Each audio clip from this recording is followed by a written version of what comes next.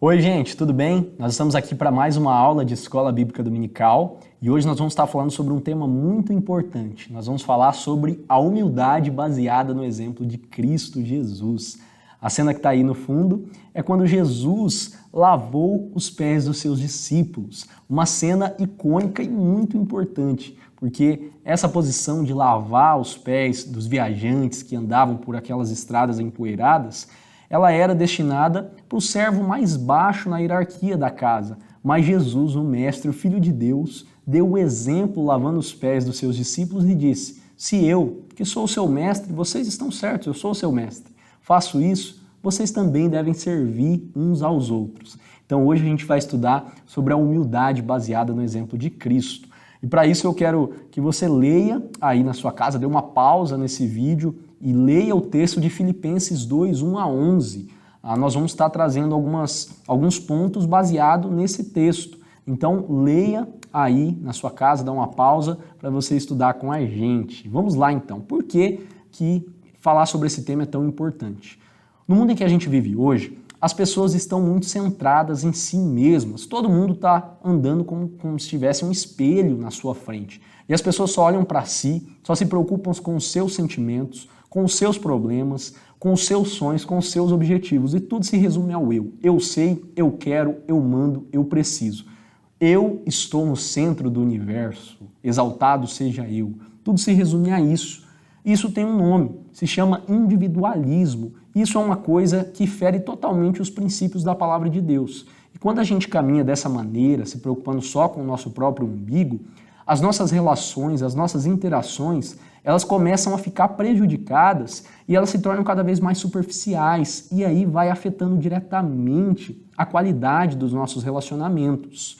A tecnologia é uma bênção. Na verdade, a maioria das coisas são neutras. Tudo depende do uso que a gente faz delas. Só que tem uma grande parte da população, principalmente nós adolescentes, que temos usado a tecnologia de algumas maneiras um pouco erradas, que tem influenciado negativamente. Por exemplo, você vai no shopping, você olha na mesa, e em vez de todo mundo estar conversando, todo mundo está olhando no celular. Ou você está conversando com alguém, e eu confesso que dá essa tentação mesmo, você está conversando com alguém, seu celular vibra, você esquece o que a pessoa está falando, a outra pessoa para você foi para o mundo da lua e você quer ver aquela notificação que chegou, quer ver aquele novo vídeo, quer ver quem deu like na sua foto e tudo. E quando a gente esquece o celular em casa, ou ele descarrega, parece que o nosso corpo está doente, parece que a gente esqueceu alguma coisa, porque o celular, como na ilustração aí, virou uma parte embutida do nosso corpo, a gente está igual um ciborgue. E isso tem afetado a igreja. Essas influências têm chegado dentro da igreja e afeta diretamente a nossa comunhão, que é um problema. Nós somos salvos e somos chamados para viver em comunidade, para se alegrar com os que se alegram, chorar com os que choram, levar as cargas e os fardos uns dos outros. E quando esse individualismo chega dentro da igreja, dentro do nosso grupo de adolescentes, de jovens, a gente começa a ter influências negativas e a gente começa a esquecer que nós somos chamados para pensar no outro também, para dar atenção, carinho e tratar o outro como a imagem e semelhança de Deus, levando a carga do outro, se interessando profundamente mesmo e de verdade pelo outro. Então por isso que é muito importante a gente estudar sobre esse tema. Vamos falar um pouquinho sobre o contexto da Epístola aos Filipenses. Ela foi escrita no ano 61 depois de Cristo. Paulo e Timóteo escreveram essa epístola. Lá em Filipenses 1, você já vai ver essa identificação. E o nascimento da igreja de Filipos ele é muito legal. Lá em Atos 16, a gente tem a narração de quando Paulo foi para lá, para a cidade de Filipos. Ele estava na cidade e viu um grupo que parecia um grupo de oração de algumas mulheres. Ele pregou o evangelho e Deus abriu o coração, Deus abriu os olhos do entendimento de Lídia, que se converteu, e depois teve algumas situações desagradáveis, Paulo vai para a prisão, e lá também, numa coisa sobrenatural, as cadeias todas caíram, e o carcereiro ia tirar a sua própria vida, mas Paulo fala, calma que a gente está aqui, ele prega o evangelho, e o carcereiro e toda a sua casa se convertem. E nessa cidade nasceu uma igreja muito forte, muito parceira, muito amiga do apóstolo Paulo. Tanto que o propósito dele ter escrito essa epístola foi agradecer uma oferta levantada pela igreja e enviada através de Epafrodito. Lá no capítulo 4, 10 a 18, a gente tem esse relato. E a mensagem é muito importante. Aqui fica uma lição muito grande para a gente.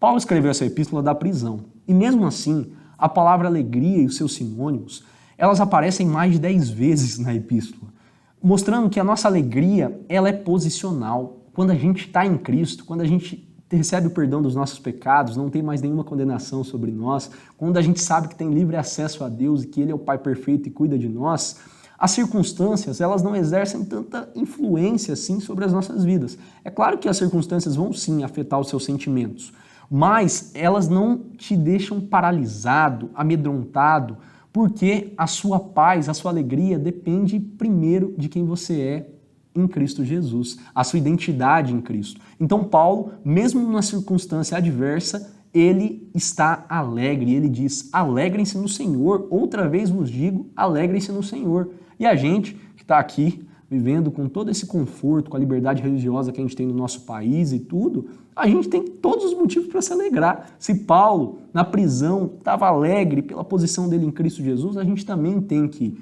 batalhar pela nossa alegria e lembrar todos os dias, trazer à memória o que pode nos dar esperança e todos os cuidados de Deus. Mas vamos lá. Lá no capítulo 3, tem um ponto muito interessante. Paulo fala que ele não alcançou ainda a perfeição e não alcançou ainda a perfeição, não alcançou ainda a plena maturidade. Ele não julga havê-la alcançado ainda. E é muito importante porque nós sempre temos um ponto para melhorar. Sempre existe algo nas nossas vidas, alguma área específica, seja nos relacionamentos com os nossos familiares, amigos, tudo, ou com Deus, a gente sempre tem uma área que a gente precisa melhorar. E daí que tem a importância de se ter humildade para reconhecer isso. O próprio apóstolo Paulo, que era um imitador de Jesus Cristo, a gente olha para ele como um exemplo a ser seguido, e realmente foi, escreveu a maior parte do Novo Testamento, ele não julgou ter alcançado ainda a perfeição, então a gente também tem que ter essa humildade de reconhecer e perguntar para as outras pessoas, pô, o que eu posso melhorar? O que você está vendo que não está muito legal ainda? Ele reconhece que precisa melhorar e a gente também. E por que a gente vai falar sobre a humildade estudando do versículo 1 ao 11? Porque as admoestações, as orientações do apóstolo Paulo revelam que talvez aquela igreja estivesse passando por alguns problemas referentes aos relacionamentos. Existia o mesmo individualismo que tem hoje na nossa sociedade, também estava presente lá. Porque essas orientações de Paulo sempre ressaltam a necessidade da humildade e do amor. Então a gente pode deduzir que essa igreja estava passando por esses problemas, ela estava muito individualista. Vamos dar uma olhada nas admoestações? Paulo fala, não façam nada por partidarismo ou por vanglória, mas façam as coisas por humildade, considerando cada um os outros superiores a si mesmo, ou seja, coloque o outro acima dos seus interesses, pense no outro primeiro. Não façam nada por murmuração ou contenda. E ele fala para duas mulheres da Asaf lá, Evódia e Sintique, fala, Evódia, Sintique, pensem iguais no Senhor Jesus Cristo. Então a gente pode deduzir que estavam tendo alguns problemas. Paulo faz uma oração pedindo a Deus que o amor dos filipenses aumente cada vez mais e mais, e ele usa a palavra sempre no plural, principalmente lá no finalzinho do capítulo 1, que ele fala, vocês estão firmes em um só espírito, com uma só alma, lutando juntos, tendes o mesmo sentimento. Então a gente pode deduzir que a igreja estava passando por algumas dificuldades na área dos relacionamentos. E assim como a nossa igreja também, a igreja dos dias atuais, também enfrenta essas dificuldades. Por isso a importância de se estudar esse texto. E qual foi a estratégia de Paulo para resolver o problema?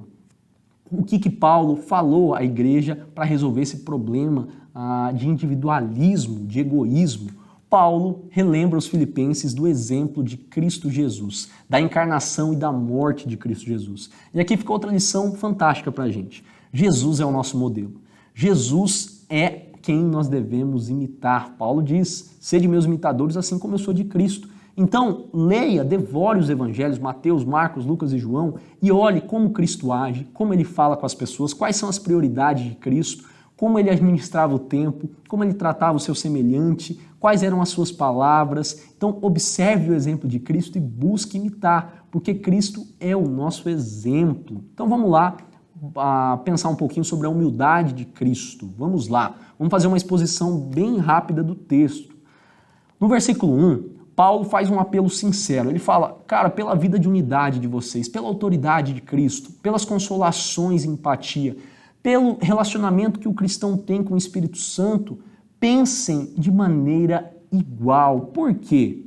Quando a gente pensa cada um de uma maneira e se coloca na frente dos outros e de maneira mais importante que os outros, a gente está abrindo uma brecha para o diabo atacar, principalmente nessa área dos relacionamentos. Então, a igreja dos Filipenses, ela era uma igreja que, do lado externo, ela sempre foi muito parceira do apóstolo Paulo, ela levantou várias ofertas durante o ministério de Paulo, das viagens de Paulo, para sustentar ele. As coisas do lado de fora estavam ótimas, mas do lado interno, a união da igreja estava um pouquinho conturbada. Então a gente tem que ficar esperto, porque onde existem desavenças e brigas, ali tem uma porta aberta para o diabo atuar e para causar alguns estragos, para estragar os relacionamentos e para manchar a imagem da igreja. Então preste atenção. A conclusão da gente estar sobre a autoridade, os ensinamentos de Cristo é a nossa unidade, é a gente pensar da mesma maneira, lá no versículo 2. A gente precisa ter a mesma visão, penseis a mesma coisa. Vocês precisam estar unidos nas suas ideias, unidos nos seus objetivos. E é exatamente isso, quando a gente está se pautando a nossa vida na palavra de Deus, os nossos objetivos se tornam iguais aos dos nossos irmãos, das pessoas que congregam com a gente, da nossa comunidade. Então Paulo fala, cara, coloquem as lentes do evangelho, como está aí na ilustração, e pensem a mesma coisa. Imagina que a gente está num bote salva-vidas, e a gente tem que ir até a outra margem. E aí cada um resolve remar para um lado. Eu remo para a direita, você rema para a esquerda, tudo, outra pessoa rema para... E aí vira uma confusão. O que acontece quando tem a gente está remando em várias direções? O bote vai ficar rodando, ou ele vai para uma direção totalmente contrária e vai fugir do seu objetivo. Então, a gente não pode estar remando cada um para um lado diferente, cada um com o seu próprio objetivo. A gente tem que estar unido com as lentes do evangelho. E aqui vão 3 grandes valores para a gente se unir mais. Primeiro, os nossos dons e talentos, que eles foram dados por Deus, eles foram dados para a glória de Deus e para o crescimento das outras pessoas. Então, o que eu tenho de bom, os meus pontos fortes, eles servem para servir o meu irmão. E o que ele tem de forte também serve para me auxiliar. Tudo que nós fazemos, num segundo momento, contribui para o avanço do Evangelho. Então a gente está unido na mesma missão, que é proclamar o nome de Cristo e o Evangelho. E o que a gente faz contribui para o amadurecimento do corpo de Cristo. Então a gente glorifica a Deus, que são 3 valores muito importantes para a gente pensar da mesma maneira com as nossas ações, com os nossos planos e objetivos. A gente glorifica a Deus com os nossos dons e talentos e com a nossa vida, a gente contribui para o avanço do Evangelho e a gente contribui para um amadurecimento das pessoas que estão ao nosso redor, assim como a vida delas também auxilia na nossa caminhada cristã. Então, quando a gente tem esses 3 valores bem enraizados no nosso coração, a gente pensa da mesma maneira, coloca as lentes do Evangelho e vai para outra margem sem muitos problemas, obstáculos no caminho. E tem uma batalha, o meu reino ou o reino de Deus. Eu vou fazer as coisas para me agradar num primeiro momento ou para agradar a Deus? Eu vou fazer as coisas buscando egoísmo, buscando atenção para mim, o foco para mim, ou vou, com a minha vida, apontar para Cristo e exaltar a glória de Cristo? Isso é um questionamento muito importante para se fazer, porque Deus não divide a glória dele com ninguém. Lá em Isaías 42:8 diz, eu sou o Senhor, este é o meu nome, não darei a outro a minha glória, nem a imagens o meu louvor. Cara, Deus sempre existiu, ele existe de eternidade a eternidade, ele tem todo o poder, está em todos os lugares, ele conhece todas as coisas, ele é o Deus soberano, tudo. A gente não chega nem perto, é idiotice, é loucura a gente achar que merece atrair atenção pra gente é falho, inconstante, um dia você acorda bem, animado e tudo, outro dia você acorda com o pé esquerdo, chuta o dedinho da porta e já acabou o mundo e tudo, trata mal as pessoas, tudo tá... Às vezes um dia a gente acorda esperançoso, cheio de convicções, no outro a gente acorda cheio de dúvidas e desanimado. Então, cara, não é legal atrair atenção pra gente, pro nosso reino, pro nosso nome, não. Vamos fazer todas as coisas com a mesma visão e buscando agradar a Deus, porque Ele não divide a glória com ninguém e nenhuma outra pessoa, nem a gente, nenhuma outra criatura ou ideia ou causa merece que a gente entregue todas as nossas vidas. E o maior exemplo que a gente tem a seguir é o exemplo de Cristo. A partir do versículo 5 a gente vai vendo isso. Qual foi o exemplo de Cristo? Jesus demonstrou extrema humildade na sua encarnação. O texto diz que Jesus não considerou sua existência numa forma igual a Deus como algo para se apegar. E assim mesmo ele se esvaziou e ele nasceu como um bebê indefeso, se deitou nos braços de Maria, cresceu, chorou, teve fome, passou por momentos de angústia, se alegrou. Então o próprio Deus se rebaixou, se esvaziou e se encarnou para assumir a nossa semelhança, para que a gente possa se identificar. Então olha o maior exemplo de humildade que a gente tem através da encarnação de Cristo. Jesus se esvaziou de toda a sua glória e assumiu a forma humana, pensa nisso. Jesus, ele renunciou à sua posição confortável em relação à lei de Deus.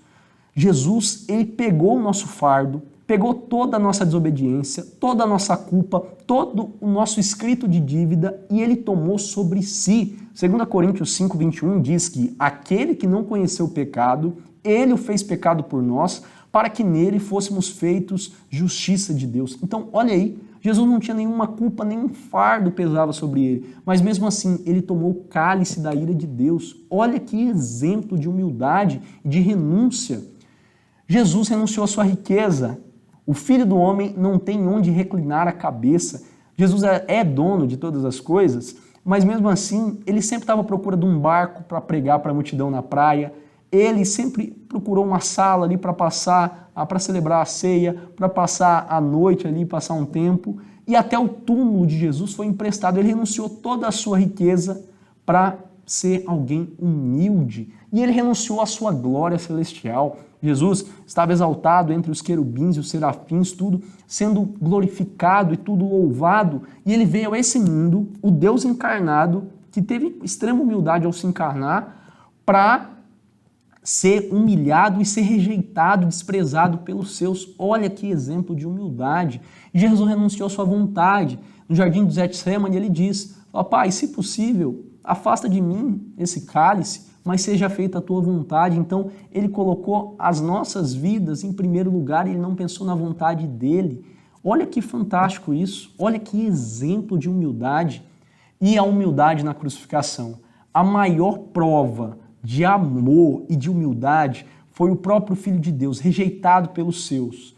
Ele ser humilhado, ser crucificado, pendurado no madeiro, se fazer maldição, carregar a sua própria cruz, ser cuspido, ser desmorecido. Então ele agonizou por horas e horas, numa posição extremamente desconfortável, que era a posição da crucificação, uma das mortes mais terríveis que a humanidade uma das formas de tortura mais terríveis que a humanidade já inventou, por mim e por você. Olha esse exemplo. E qual foi o resultado da humilhação de Cristo?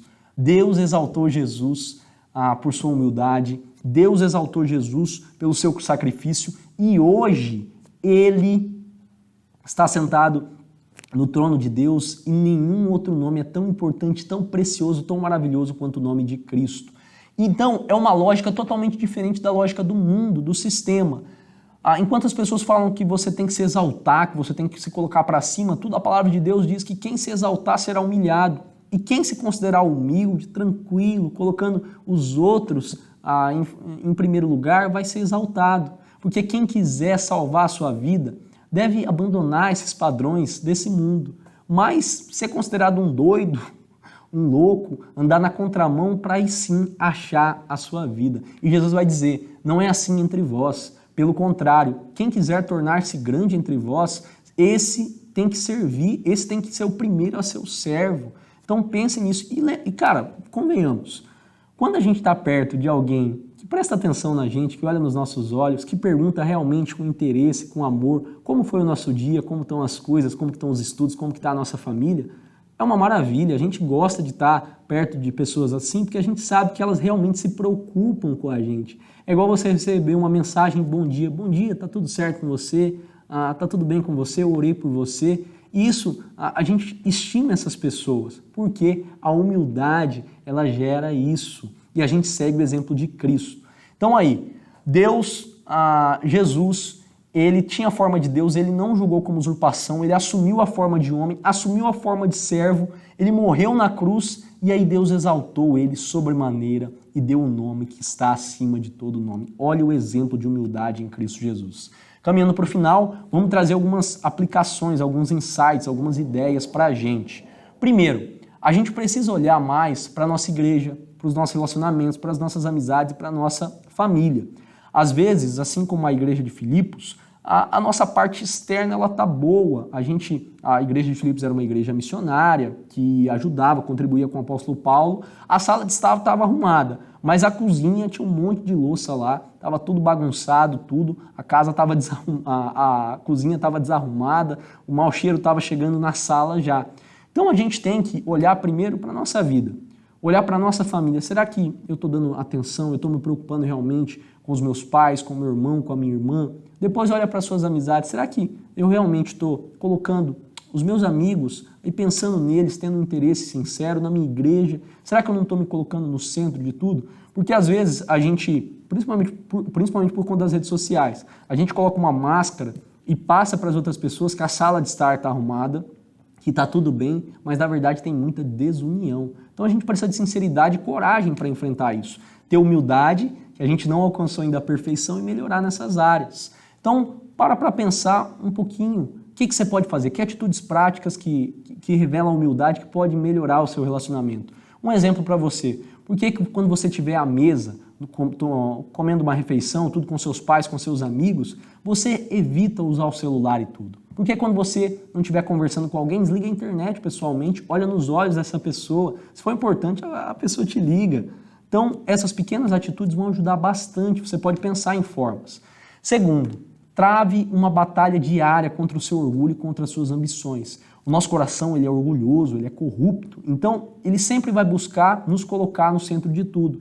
Então, toda vez que você faz esse exercício, vou lembrar do exemplo de Jesus. Será que eu não estou me colocando muito no centro, as minhas ambições? Então, considere os outros mais importantes que você. Pergunte ao outro se existe algo que você possa ajudar. Pergunte se você pode orar por algum motivo específico. Se coloque à disposição e fala, cara, o que eu posso te ajudar? Lave os pés do seu próximo, simbolicamente, assim como Jesus fez, siga o exemplo de Cristo. Tudo isso vem do nosso coração, por isso que a gente sempre tem que orar a Deus, pedindo para que Ele nos guarde de nós mesmos e nos ajude, porque o nosso coração é enganoso, mais perverso do que todas as coisas. Quem o conhecerá, como diz o profeta Jeremias? Você é seu pior inimigo. Charles Spurgeon diz o seguinte, uma frase, uma citação para ilustrar melhor esse pensamento. Cuidado com você mesmo mais do que com qualquer outro homem. Carregamos dentro de nós os nossos piores inimigos. Você é seu pior inimigo. Então, lute contra o seu próprio orgulho, o desejo de se colocar no centro de todas as coisas e considere o outro mais importante que você, os interesses dele acima dos seus. E nós temos que mortificar isso todos os dias. Lá em Gênesis 3,5 diz, porque Deus sabe que no dia em que dele comerdes se abrirão os vossos olhos, e sereis como Deus, sabedores do bem e do mal. Então, por conta dessa desobediência, hoje a gente tem que dominar os nossos desejos, levar a nossa mente cativa ao pensamento de Cristo e buscar se parecer com Jesus, não se parecer com o velho homem, mas se revestir do novo homem, ter novas atitudes, se parecer com Jesus. E não se conforme. Se importe verdadeiramente com os outros. Se está todo mundo individualista, se está todo mundo prestando atenção somente em si mesmo, dê o exemplo e seja diferente, porque nós somos uma comunidade e as pessoas lá fora precisam enxergar isso. Lá na oração sacerdotal de Jesus, em João 17, o texto é muito bom e ele diz o seguinte, Jesus falando, para que todos sejam um, como tu, ó Pai, o és em mim, e eu em ti, que também eles sejam um em nós, para que o mundo creia que tu me enviastes. Então, olha a profundidade do que Jesus está falando. A gente deve ser uns com os outros, assim como Jesus é com o Pai. E quando a gente tem esse nível de preocupação uns com os outros, quando a gente leva a carga uns dos outros, deixa o egoísmo de lado, as pessoas lá de fora, seus amigos, vão olhar, vão falar, ali tem alguma coisa diferente, ninguém vive assim, que comunidade que é essa? Que amor é esse sobrenatural que liga essas pessoas? Então, a nossa evangelização ela também depende do nível da nossa união. Isso é muito sério. A gente tem que pensar nisso. E para encerrar, o último slide aqui, Pensem que a gente é um time de futebol. Cada um está numa posição, tem o goleiro, tem o lateral, o zagueiro, o volante, o meio-campo, o ponta, o atacante, o técnico, o massagista, o gandula.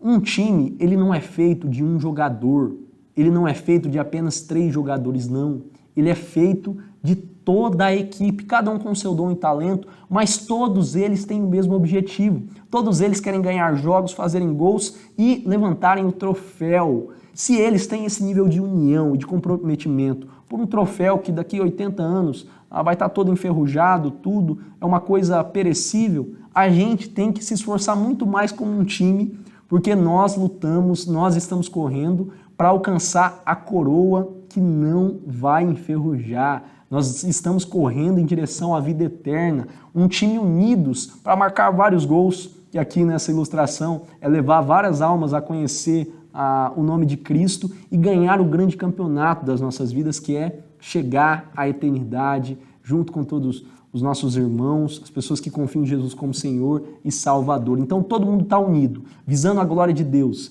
visando ajudar com seus dons e talentos todo o corpo de Cristo e unido no mesmo objetivo com as lentes do Evangelho. Essa foi a EBD de hoje. Pense um pouco nisso, leia Filipenses 2, de 1 a 11, ore e peça ajuda a Deus para que você possa imitar Cristo em todas as áreas, principalmente na parte da humildade, tá bom? Até a próxima!